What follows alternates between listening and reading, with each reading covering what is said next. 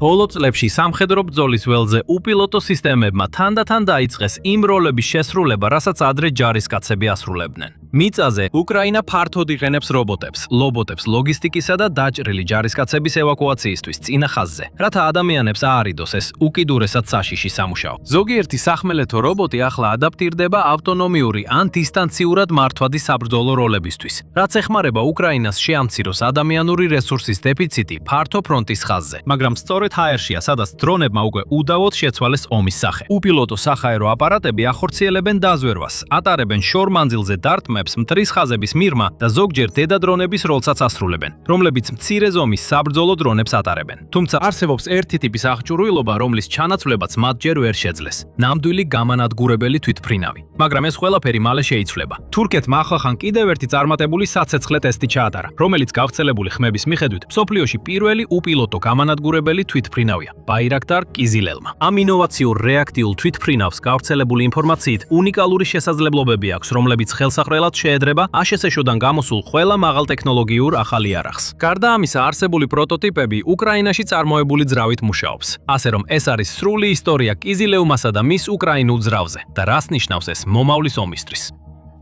სახელი კიზილევმა თურქულიდან ითარგმნება როგორც წითელი ვაშლი. ეს არის ლეგენდარული სიმბოლო თურქულ მითოლოგიაში, რომელიც შორეულ, მაგრამ გარდაუვალ გამარჯვებას ნიშნავს. მაგრამ ყოველი მომდევნო წარმატებული ტესტით ეს ხედვა მნიშვნელოვნად უახლოვდება რეალობას. კიზილელმას ბოლო ტესტის კადრები 2026 წლის ივლისში გამოქვეყნდა. წარმოებლის Baykar Technologies ინფორმაციით, კიზილელმა მკუდის ნომრით S2 8 ივლისს დატოვა აკინჯის ფრენის სწავლებისა და ტესტირების ცენტრი ჩორლუში, კიევდახში. მისი დანიშნულება მერსინში მდებარე მეხუთე მთავარი რეაქტიული ბაზის სარდლობა, სადაც უნდა ჩატარებულიყო სროლის ტესტი. ბაზაზე ჩატარებული მომზადებისა და ტესტების შემდგომ უპილოტო საბრძოლო თვითმფრინავი აფრინდა ფრთების ქვეშ მოთავსებული 2 ზებგერითი ჯეტ 230 რაკეტით და საზღვაო სამიზნისკენ გაემართა. შემდეგ კიზილელმა გაუშვა თავისი ჯეტ 230 რაკეტები და სამიზნე ზუსტად 74 მილზე მეტ სიშორეზე გაანადგურა. ეს მნიშვნელოვანი ეტაპია. ეს კიდევ ერთი დიდი ზვარის გადალახვას ნიშნავს, რაც აჩვენებს უპილოტო საბრძოლო თვითმფრინავის შესაძლებლობას ჩაატაროს მნიშვნელოვანი მისია ჰაერი მიწა ზებგერითი საბრძოლო მასალით. ჯეტ 230 რაკეტაზე, რომელიც მან გაუშვა, ბევრი არაფერია ცნობილი. გარდა იმისა, რომ გავრცელებული ინფორმაციით მას მაქსიმალური სროლის მანძილი 200 კილომეტრზე მეტი, ანუ 124 მილი აქვს. თუმცა სავარაუდოდ ეს თურქული UAV 230 რაკეტის ადაპტაცია, რომელსაც მწარმოებელი როკეტ Sun ზებგერით ბალისტიკურ რაკეტად აღწერს. UAV 230 გავრცელებული ინფორმაციით დაახლოებით 93 მილის უფრო მოკლე სროლის მანძილი აქვს. ასე რომ თუ ჯეტ 230 მართლაც UAV 230 გაგრძელება, გაზრდილი სროლის მანძილი ერთ-ერთი განახლებაა. მაგრამ როგორც არ უნდა იყოს, ზებგერითი რაკეტის წარმატებულმა ტესტებმა დაადასტურა კიზილელმას მზარდი შეტევითი შესაძლებლობები. მანამდე ის წარმატებით გამოიცადა თოლუნით, TB82, KGK-ით და LGK-82 საბრძოლო მასალებით. ყველა ეს საბრძოლო მასალა თურქეთშია წარმოებული, ზუსტად ისე როგორც ჯეტ 230. მაგრამ არსებობს მნიშვნელოვანი განსხვავება ამ სხვა საბრძოლო მასალებსა და ჯეტ 230 შორის, რაც ამ ბოლო ტესტს გამოარჩევს. თოლუნ, TB82, KGK და LGK-82 საბრძოლო მასალები. ძირითადად მართვადი გლაიდ ბომბებია და არა რაკეტები, პირდაპირ მნიშვნელობით. უფრო ზუსტად რომ ვთქვათ, თოლუნ არის ზუსტი მართვადი გლაიდ ბომბი, რომელსაც ხშირად კლასიფიცირებენ როგორც მართვად ბომბს ან მოკლე მოქმედების რაკეტას, რომელიც თურქულმა კომპანია Aselsanმა შეიმუშავა. სტანდარტული მოდელი აღჭურვილია GPS და INS მართვის სისტემებით, რაც იდეალურია უძრავი სამიზნეებისათვის, როგორიცაა ბოლო ტესტში განადგურებული ობიექტები. მაგრამ ასევე არსებობს გამოსახულებითი ინფრაწითელი, ანუ IIR ვარიანტიც, რომელიც მოძრავი სამიზნეების დასაზიანებლად გამოიყენება. IIR ვერსიას აქვს ორმხრივი მონაცემთა გადაცემა, რაც საშუალებას აძლევს ოპერატორს მართოს ჭურვი და ზუსტად დააფიქსიროს სამიზნე დარტყმამდე. თოლუნს დაახლოებით 55 საზღვაო მილის სიშორე აქვს. ეფექტური ფრენის სიმაღლეა 40000 ფუტი, ხოლო წრიული სავარაუდო შეცდომა, ანუ CEP, დაახლოებით 59 ფუტი. ის სპეციალურადაა განკუთვნილი გამაგრებული ნაგებობების დასაზიანებლად, ბანკერბასტერის ტიპის საბრძოლო თავით, რომელსაც შეუძლია დაახლოებით 3.3 ფუტი სქელი რკინაბეტონის გარღვევა. ბომბი სერტიფიცირებულია თურქეთის F-16 ბლოკ 40 ტიპის გამანადგურებელ თვითმფრინავებზე გამოსაყენებლად. მაგრამ ახლა ის ასევე ხელმისაწვდომია ქიზილელმასთვისაც, რაც უზრუნველყოფს მაღალ სიზუსტესა და ეკონომიურობას გამაგრებული ბუნკერების ან მოძრავი მანქანების ახლო მანძილზე, რეალურ დროში ოპტიკური დადასტურებით განადგურებისთვის. Javelin 230 ზებგერითი რაკეტით. წარმატებულმა ტესტმა ახლა ქიზილელმას დამატებით მიანიჭა გრძელდისტანციური და მაღალი სიჩქარის დარტყმის შესაძლებლობა დაცულ ან უფრო შორეულ სამიზნეებზე, მათ შორის ზღვაში მოდრავ ობიექტებზეც. ანალოგიურად LGK-82 არის 500 ფუნტიანი კლასის ლაზერული მართვადი ბომბი, რომელსაც ასევე აწარმოებს ასელსანი. მისი განლაგება იდენტურია ASHS Payray სერიის ბომბების. მას შეუძლია მიაღწიოს დაახლოებით 7.5 მილის მანძილს გამანადგურებელი თვითმფრინავიდან გაშვებისას, ხოლო მისი ლაზერული მართვის კომპლექტი გამოყენებულია NATO სტანდარტის MK-82 და რუსული სტანდარტის FAB სერიის ზოგადი დანიშნულების ბომბებზე. TB-82 არის ჰიბრიდული მართვის კომპლექტი, რომელიც იყენებს როგორც ლაზერულ, ასევე GNSS მართვას. ის წარმოდგენილია სამ ვარიანტში: საბაზისო, მოკლე ფრთიანი კომპლექტი, რომელიც განკუთვნილია ნელამფრენი პლატფორმებისთვის და გრძელი ფრთიანი კომპლექტი გაზრდილი მანძილისთვის. საბაზისო ვარიანტის სიშორე გამანადგურებლებისთვის დაახლოებით 7.4 მილს შეადგენს, რაც იზრდება თითქმის 50 მილამდე გრძელი ფრთიანი კომპლექტის გამოყენების შემყენების შემთხვევაში. 2026 წლის ივნისში Javelin 230-ის ბოლო ტესტამდე რამდენიმე კვირით ადრე კიდევ ერთი წარმატებული ტესტი ჩატარდა, სადაც გამოიყენეს როგორც LGK-82, ასევე TB-82. ამ ტესტში ასევე გამოიყენეს თურქული წარმოების კიდევ ერთი მაღალტექნოლოგიური მოწყობილობა, დოიგუნის ელექტროოპტიკური სამიზნე სისტემა, ანუ EOTS. ეს არის ჩაშენებული სამიზნე სენსორი, რომელიც შექმნილია ასელსანის მიერ სპეციალურად დაბალი ხილვადობის საბრძოლო თვითმფრინავებისთვის, როგორიცაა ქიზილელმა და სხვა მოწინავე ბაიქარის უპილოტო აპარატირატები, მაგალითად კაანი და ანკა-3. სხვადასხვა ტრადიციული სამიზნე პოდებისგან, რომლებიც გარედან არის მიმაგრებული და ზრდის რადარის ანაბეჭდს, დოიგუნი სრულად არის ინტეგრირებული თვითმფრინავის ფუზელაჟში და ინარჩუნებს მის სტელს პროფილს. ეს ხდის ქიზილელმას მსოფლიოში პირველ უპილოტო გამანადგურებელს, რომელსაც აქვს ჩაშენებული EOTS სისტემა, შესაძლებლობა, რომელიც აქამდე მხოლოდ მეხუთე თაობის პილოტირებად გამანადგურებლებში, მაგალითად F-35-ში გვხდებოდა. ტესტის დროს Toygan 100 EOTS-ის მიერ დანიშნული სტატიკური სამიზნე ორივე ბომბით იქნა განადგურებული, რაც ადასტურებს ქიზილელმას შესაძლებლობას დამოუკიდებლად განახორციელოს stand-in დარტყმები, სადაც Toygan 100 EOTS თავარი საჰაერო ზედაპირის სენსორის როლს ასრულებს. ჩვენ უკვე ვიცოდით, რომ ქიზილელმას შეეძლო მაღალი სიზუსტის გლაიდ ბომბების გამოყენება. ბოლო ტესტის შემდეგ უკვე ვიცით, რომ მას შეუძლია სუპერსონიკული აერობალისტიკური რაკეტების გაშვებაც მოძრავი სამიზნეების წინააღმდეგ, რაც მის არსენალში მნიშვნელოვანი ახალი იარაღია. მაგრამ თუ ქიზილელმას განვითარებას ადევნებდით თვალს, ეს დიდად არ უნდა გაგიკვირდეთ. განვითარება სწრაფი ტემპით მიმდინარეობს და ახალი შესაძლებლობები და ფუნქციები თითქმის ყოველ რამდენიმე თვეში დემონსტრირდება. საწყისი ტესტები სულ ახლახან 2022 წელს დაიწყო, მაგრამ განვითარების ასეთი ტემპის გამო მას სერიულად აწარმოებენ 2025 წლის ზაფხულიდან და პირველი ოპერაციული მიწოდებები მომდევნო წელს არის მოსალოდნელი. შესაძლოა ნაწილობრივ სწრაფი განახლებების გამო, როდესაც სერიულ წარმოებაში შევიდა, ზუსტად არ იყო ცნობილი, რომელი იარაღის ტარება შეეძლო. მაგრამ ეს ყოველდღიურად უფრო ნათელი ხდება და შთამბეჭდავია. მართვადი საბრძოლო მასალებისა და ზებგერითი რაკეტების გარდა, მოსალოდნელია, რომ ქიზილელმა ასევე ატარებს როკეტსანის სილითის რაკეტას, რომელიც ამერიკული APKWS-ის თურქული ანალოგია. ეს მის მზარდ სამიზნეთა სპექტრს, შაჰიდის ტიპის უპილოტო აპარატების ჩამოგდების შესაძლებლობასაც დაუმატებს. და ეს ალბათ ყველაზე სასიამოვნო სიახლეა ქიზილელმით ერთ-ერთი ყველაზე დაინტერესებული მხარისთვის, უკრაინისთვის. რუსეთის შაჰიდის ანალოგი გერანების ჩამოგდება უკრაინაში ერთგვარ ეროვნულ სპორტად იქცა და რაც უფრო მეტი გზაა მათი ჩამოსაგდებად, მით უკეთესია. ნატოს სხვა წევრების უმეტესობისგან განსხვავებით, თურქეთის მთავრობა მიმდინარე კონფლიქტის დროს რუსეთსა და უკრაინას შორის ძირითადად ნეიტრალურ პოზიციაზე დარჩა და ორივე ქვეყანასთან კარგ ურთიერთობებს ინარჩუნებს. თუმცა ქვეყნის ზოგიერთი თავდაცვის კონტრაქტორი აშკარად უკრაინის მხარეს დადგა. განსაკუთრებით უკრაინამ ბაიკართან ურთიერთობა გააძლიერა შეჭრის დაწყების შემდეგ. 2022 წელს კომპანიამ ცნობილი გახდა იმით, რომ უკრაინაში, ლიტვასა და პოლონეთში ჩატარებული კრაუდფანდინგის კამპანიების პასუხად თავისი TB2 ტიპის საბრძოლო დრონების რამდენიმე ერთეული უსასყიდლოდ გადასცა. უარი თქვა გადახდაზე და ამ დრონების შესაძენად შეგროვებული თანხები ჰუმანიტარულ დახმარებას მოახმარა. დაახლოებით 50 TB2 დრონი უკრაინას 2022 წლის შუა პერიოდში გადაეცა, ხოლო დამატებითი პირდაპირი დონაციები 2023 წლის დასაწყისში დადასტურდა. საბოლოოდ ომის ადრეულ ეტაპებზე მათი გამოყენება შემცირდა, რადგან რუსული საჰაერო თავდაცვისა და ელექტრონული ომის პირობებში მათი ეფექტიანობა შეზღუდული აღმოჩნდა. მაგრამ ბოლო დროს Bayraktar TB2 დრონებმა უკრაინაში მნიშვნელოვანი ტაქტიკური დაბრუნება მოახდინეს. დაახლოებით 2025 წლის ივნისიდან უკრაინულმა TB2-ებმა შავ ზღვაში არაერთხელ წარმატებით შეუტიეს და გაანადგურეს რუსული სწრაფმავალი შეტევითი ნავები და სადესანტო კატერები. მაგალითად, 2025 წლის 3 სექტემბერს TB2-მა გაანადგურა რუსული სწრაფმავალი შეტევითი ნავი, რომელშიც სადესანტო ჯარისკაცები იმყოფებოდნენ ტენდრისკის ყელის მახლობლად, რომელიც ხერსონის ოკუპირებულ ნაწილში მდებარე მიწის ვიწრო ზოლია. უკრაინის საზღვაო ძალების ოფიციალური განცხადების მიხედვით Telegram-ზე 7 ოკუპანტი განადგურდა და 4 დაიჭრა. ბოლო დროს უკრაინის TB2-ების ფლოტი გამოიყენება როგორც სადაზვერო მისიებისთვის, ასევე ზუსტი დათმებისთვის საზღვაო ხომალდებსა და სანაპირო ბანაკებზე რუსული საჰაერო დაფარვის ხარვეზების გამოყენებით. და როგორც ჩანს, ისინი ეფექტურად ასრულებენ ამ საქმეს. მაგალითად, მიიჩნევა, რომ უკრაინულმა TB2-ებმა 2026 წლის ივნისში შავ ზღვაში 2 რუსული საზღვაო დრონი გაანადგურეს. მაგრამ ბაიკარის ჩართულობა უკრაინაში ნამდვილად არ მთავრდება TB2-ების უსასყიდლოდ გადაცემით. კომპანია კიევის რეგიონში მასშტაბური დრონების საწარმოს აშენების პროცესში. სხვა სიტყვებით რომ ვთქვათ, ის უბრალო მომწოდებლიდან რეალურ ადგილობრივ მწარმოებლად იქცევა. 2023 წლის სექტემბრის ანგარიშმა გამოავლინა, რომ ბაიკარს აქვს განზრახვა უკრაინაში 3 პროექტში $100 მილიონი ინვესტირება განახორციელოს.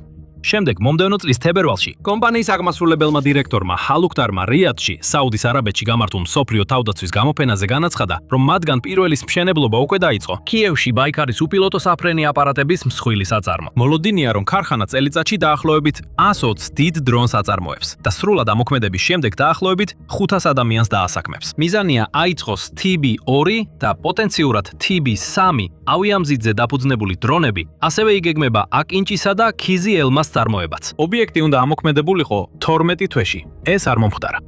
მაგრამ იმის გათვალისწინებით, რომ ბოლო 1 წლის განმავლობაში რუსეთსა და უკრაინას შორის ინფრასტრუქტურის ომი გამძაფრდა, გასაგებია, რატომ გადაიდო დასრულება. 2025 წლის ოქტომბრისთვის, როგორც იუწყებიან, ობიექტი უკვე 4-ჯერ იყო დაზიანებული რუსული რაკეტებით, რამაც გარკვეული სტრუქტურული დაზიანებები და მატერიალური დანაკარგები გამოიწვია გენერალური დირექტორის თქმით. მიუხედავად ამისა, მშენებლობა მაინც გრძელდება და სრულიად ლოგიკურია, რომ ბაიკარი დაჟინებით მოითხოვს კიზილელმას წარმოებას უკრაინაში, რადგან როგორც აღნიშნეთ, ის უკრაინული ძრავით მუშაობს. თუმცა ჯერ კიდევ უცნობია თუ რომელი კონკრეტული უკრაინული ძრავი იქნება გამოყენებული სერიულ წარმოებაში. ეხლა თუ თქვენ მოგწონთ სიღრმისეული განხილვები ახალი შეიარაღებისა და ტექნოლოგიების შესახებ, ასევე უახლესი სამხედრო სიახლეების ანალიზი, სწორ ადგილას ხართ. ზუსტად ამას გთავაზობთ სამხედრო შოუზე ყოველდღიურად. გამოიწერეთ არხი და ჩართეთ შეტყობინებები, რომ ყოველთვის პირველებმა გაიგოთ. კონცეფცია კიზილელმას პირველად 2013 წელს წარადგინეს, ხოლო დეტალური მახასიათებლები 2021 წელს გაამჟღავნეს. იმ წლის შემოდგომაზე ინტეგრაციის შეთანხმება ბაიკარსა და უკრაინულ ძრავების მწარმოებელ ივჩენკო პროგრესს შორის გაფორმდა სახა თავდაცვის გამოფენის დროს. ასე რომ მიზანი ყოველთვის იყო, რომ კიზილელმას და შესაძლოა სხვა თურქულ მოწინავე დრონებს უკრაინული ძრავები გამოიყენებინათ. და მიუხედავად იმისა, რომ თურქეთი გავრცელებული ინფორმაციით ალტერნატიულ ვარიანტებს იკვლევს, რამდენადაც ვინმე შეუძლია თქვას, ეს დღემდე ასე რჩება. პირველი 3 კიზილელმა პროტოტიპი ივჩენკო პროგრესის AI-25 TLT ძრავებს იყენებდა ქვეყმოვანი ფრენის ტესტირებისთვის, აეროდინამიკური დადასტურებისა და საწყისი შეიარაღების ინტეგრაციისთვის. მაგრამ მეოთხე პროტოტიპის, სახელად PT4-ის 2025 წლის მაისში გაშვებიდან პროგრამა როგორც ჩანს გადავიდა უფრო ძლიერ AI 322F-ის შემდგომ წვის ძრავზე, ასევე ივჩენკო პროგრესის მიერ დამზადებული. ეს ნაბიჯი სრულიად ლოგიკურია რამდენიმე კარგი მიზეზის გამო. პირველ რიგში გასათვალისწინებელია ამ 2 ძრავის კონსტრუქციის ასაკი. ორიგინალი ივჩენკო AI-25 შეიქმნა საბჭოთა კონცერნ ივჩენკო OKB-ის მიერ უკრაინაში. ის დაპროექტდა იაკოვლევ იაკ 40 სამძრავიანი თვითმფრინავისთვის, რომელიც ხშირად ითვლება პირველ რეგიონულ რეაქტიულ სამგზავრო თვითმფრინავად. ძრავის განვითარება დაიწყო 1965 წელს. პირველი საცდელი ფრენა განხორციელდა 1966 წელს, ხოლო მასობრივი წარმოებისთვის დამკიცდა მომდევნო წელს. უკრაინაში დაფუძნებული საავიაციო ძრავების მწარმოებელი კომპანია Motor-Sich, რომელიც მდებარეობს ივჩენკო პროგრესის მახლობლად ინდუსტრიულ ფრონტისპირა ქალაქ ზაპორიჟიაში, დღემდე აგრძელებს ამ ძრავების წარმოებას. თუმცა როგორც მოსალოდნელი იყო, დღეს წარმოებული ვარიანტები წლების განმავლობაში მნიშვნელოვნად შეიცვალა. დღეს ყველაზე ცნობილი ვარიანტი, რომელიც გამოიყენება, არის i-25 ტლაკი. ის თავდაპირველად შეიქმნა და დაიგეგმა სამხედრო სასწავლო თვითმფრინავ Aeroel 39 ალბატროსისთვის, რომელმაც პირველი ფრენა 1968 წელს შეასრულა. სულ წარმოებული იყო 3000-ზე მეტი Aeroel 39 ალბატროსი. რომელთაგან 2900 დღესაც აქტიურ სამსახურშია. თუმცა მათი უმეტესობის ძრავები შემდეგში განახდა. ივჩენკო პროგრესი 1990-იანი წლებიდან ყიდის ორიგინალი ძრავის განახლებულ ვერსიას. აი 25 თელს. აი 25 ტელის კიდევ ერთი ვარიანტი. აი 25 ტელკე ასევე შეიქმნა ჩინური Hongdu-GL 8K8 კარაკორუმის რეაქტიული სასწავლო თვითფრინავისათვის. და ახლა ოჯახს ახალი წევრი შეემატა. აი 25 ტელტე. ის სპეციალურად აშენდა იმისთვის, რომ დაეკმაყოფილებინა უფრო ძლიერი ტურბოფანის ძრავის მოთხოვნა კიზილ-კიზილელმასთვის. ახლა აი 25 ტელტე. ეს არის საშუალო ბაიპასის ტურბოფანის ძრავა, რომლის მშრალი წონა დაახლოებით 770 ფუნტია, რომელიც გამოიმუშავებს დაახლოებით 3790 ფუნტ ბიძგს. ის სრულად შეესაბამება სასწავლო თვითფრინავებისა და პროტოტიპების ტესტირების მიზნებს, მაგრამ მას არ ყოფნის საკმარისი სიმძლავრე, რომ უზრუნველყოს ზებგერითი ფრენა, რაც კიზილ-კიზილელმას სჭირდება. ის რეალურად მხოლოდ დაახლოებით მახ 0.8-დან მახ 0.9-მდე სიჩქარეებს უზრუნველყოფს. სტანდარტულ საკრუიზო სიმაღლეზე რაც არის 35000 ფუტი, ანუ დაახლოებით 528-დან 594-მდე მილისაათში. აი რატო გამოიყენეს ბოლო კიზილ-კიზილელმას პროტოტიპებში უფრო ძლიერი AI 322 და სავარაუდოდ სერიული ვერსიაც სწორედ მას გამოიყენებს. AI 322 არის თანამედროვე შემდგომი წვის ტურბოფანი ძრავა, რომელიც დაფუძნებულია AI 22225-ზე, კიდევ ერთ გამძლე უკრაინულ ძრავაზე, რომელსაც აწარმოებს ივჩენკო პროგრესი. AI 25TL-თან შედარებით ის ბევრად უფრო ძლიერია. ის უზრუნველყოფს 5510 ფუნტ ძალას მშრალ ბიძგში და 9900 ფუნტს შემდგომი წვით, რაც თითქმის 3-ჯერ მეტია. ეს დამატებითი სიმძლავრე კიზილ-კიზილელმას საშუალებას აძლევს მიაღწიოს ზებგერით სიჩქარეებს. მიზნად ისახავს მა 1.4-დან 1.6-მდე, ანუ 922-დან 1056 მილამდე საათში, 35000 ფუტის სიმაღლეზე. ასევე ეს საშუალებას აძლევს უპილოტო თვითფრინავს შეასრულოს მაღალი გოს საბრძოლო მანევრები. ზუსტად ისე როგორც თანამედროვე პილოტირებადი გამანადგურებელი. როგორც ადრე აღვნიშნეთ, ჯერ უცნობია, რომელი ძრავა იქნება გამოყენებული. კიზილ-კიზილელმას მასობრივი წარმოებისთვის თურქეთის საჰაერო ძალებისა და საზღვაო ძალებისთვის, რომლებიც კიზილ-კიზილელმას პირველი მომხმარებლები იქნებიან. თუმცა AI 322F-ის ყველა წარმატებული ტესტის გამო ფართოდ მიიჩნევა, რომ სწორედ ეს ძრავა უზრუნველყოფს ამ მიწოდებებს. ისევე როგორც უპილოტო აპარატის პირველი დადასტურებული საექსპორტო მომხმარებლისთვის, ინდონეზიისთვის. 2026 წლის მაისში ბაიკარსა და ინდონეზიურ კონცერნ PT Republic აეროდირიგანტარას შორის 12 კიზილელმას მიწოდების შესახებ შეთანხმება გაფორმდა სტამბოლში 2026 წლის საექსპოს ფარგლებში. შეთანხმება ითვალისწინებს მიწოდებების დაწყებას 2028 წლიდან. ასევე ინდონეზიაში ლოკალიზებული წარმოებისა და ტექნიკური მომსახურების და შეკეთების ცენტრების შექმნას. ინდონეზიის შემთხვევაში დრონებს სავარაუდოდ გამოიყენებს საზღვაო ძალები და ისინი ინტეგრირებული იქნება ავიამზით ჯუზეპე გარიბალდის საჰაერო ფრთაში, რომლის გადაცემა ჯაკარტაში მალე არის მოსალოდნელი. გემი, რომელიც იტალიის საზღვაო ძალებმა 2024 წელს ჩამოწერეს, ადრე მასზე ფუნქციონირებდა AV-8B Harrier TOE ტიპის თვითფრინავები, თუმცა მოდერნიზაციის გეგმები მოიცავს უპილოტო სისტემების, როგორიცაა კიზილ-კიზილელმა ფართო გამოყენებას. უფრო ძლიერი AI 322F ძრავზე გადასვლამ კიზილ-კიზილელმა პროტოტიპიდან რეალურად გამოსაყენებელ სისტემად აქცია, რამაც აშკარად ინდონეზიელების ყურადღება მიიპყრო. ეს ძრავი მას ზებგერითი სიჩქარის მიღწევის საშუალებას აძლევს. მაშინაც კი როცა კიზილელმას მაქსიმალური აფრენის წონა 18700 ფუნტზე მეტია და თვირთი 3300 ფუნტს აღწერს. თუმცა ახალი ძრავი გარკვეულ კომპრომისებსაც მოითხოვს. ის მნიშვნელოვნად უფრო დიდი და მძიმეა ვიდრე AI 25TLT.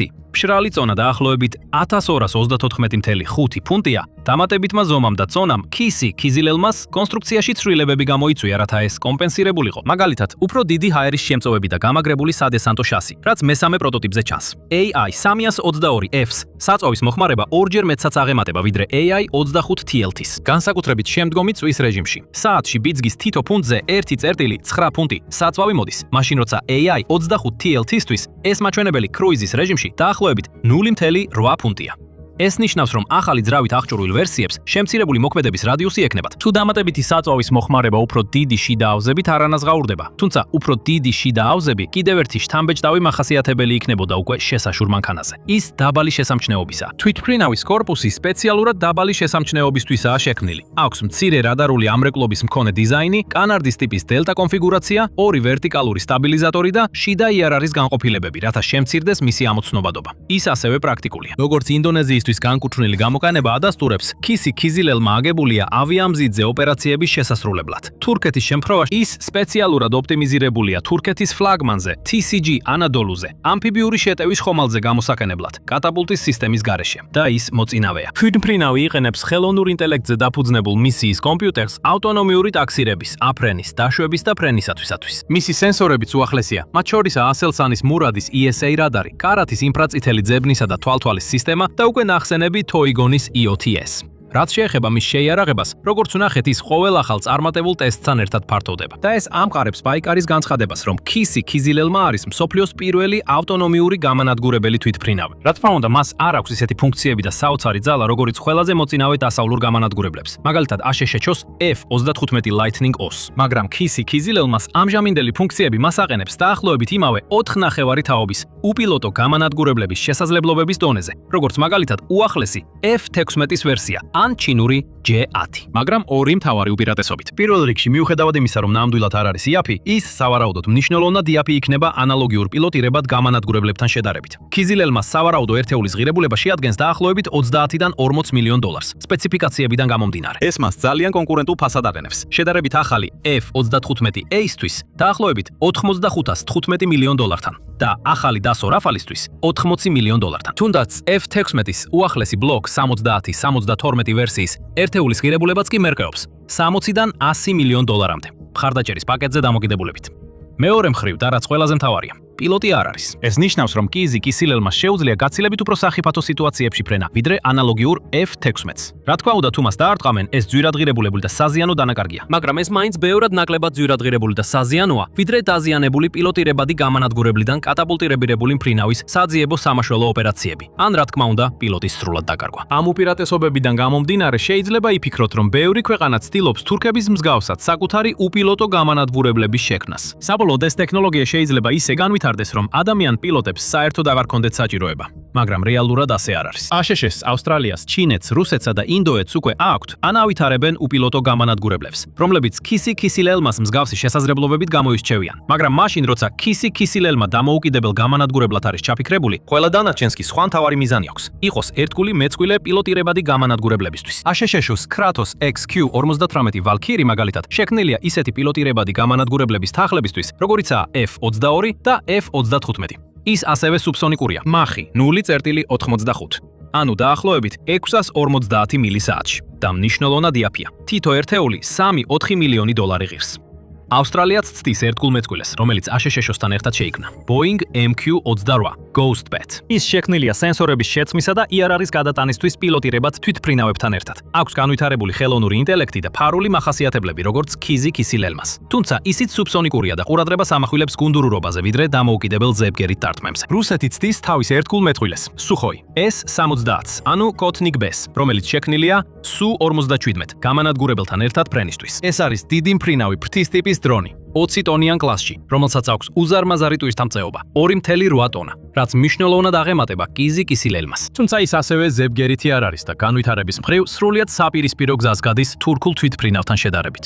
მას უამრავი პრობლემა შეექმნა, მათ შორის პროტოტიპის დაკარგვა 2024 წელს. ჩინელებსაც აქვთ ერთგული მეწყვილის პროგრამა, რომელიც შედარებადია ქიზი-ქიზილელმასთან. მათი ვერსია უკვე მოქმედებს და 2025 წელს განთავსდება მაღალმთიან ბაზებზე ტიბეტში.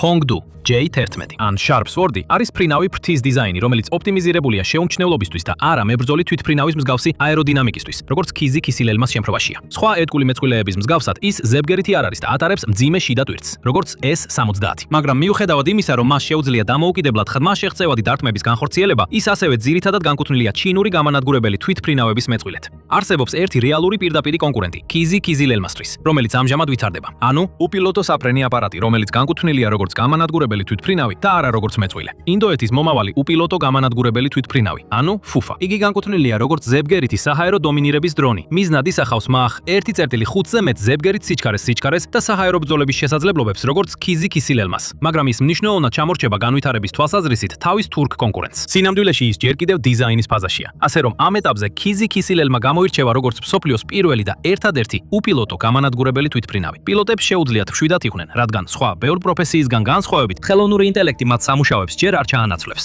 ყოველ შემთხვევაში ჯერჯერობით არა. ეხლა თუ გავითვალისწინებთ ქიზი-ქისი-ლელმას განვითარების შეუჩერებელ ტემპს, უახლოეს მომავალში აუცილებლად იქნება ახალი ტესტებითა და ახალი შესაძლებლობები წარმოდგენილი. რა თქმა უნდა, ჩვენ განაგზობთ ინფორმირებას სიახლეებზე, ასე რომ გამოიწერეთ არხი, რომ პირველებმა გაიგოთ ამის შესახებ. ხოლო ამ დროის განმავლობაში ნახეთ ეს ვიდეო იმის შესახებ, თუ როგორ აშენებს უკრაინა რობოტების არმიას.